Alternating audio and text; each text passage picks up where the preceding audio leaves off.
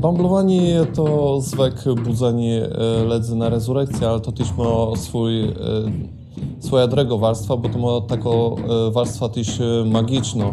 To ma warstwa odganiania dechów, ale teraz my się skupimy na tym, że budzimy ledzy na rezurekcję. Wszędzie w ledzenie też było coś takiego. Z tego, co opisywał Zechta, to był From Silk. No i teraz od 4 lat jest teatra Zimk. Też chodzimy i budzimy na rezurekcję ledzy tyłe w ledzenie. Na samym zaczątku to było tak, że ledze były bardzo zdziwione, że coś takiego jest, ale też bardzo zadowolone. I z płetku ledzy chterny były bardzo zadowolone z tego, że to wróciły, bo niech chterny to już pamiętają. Teraz to mam tak, że jak my wychodzimy, to ledze żdają na nas i są jedno uśmiechnięte, że coś takiego jest. I są bardzo buźni z tego.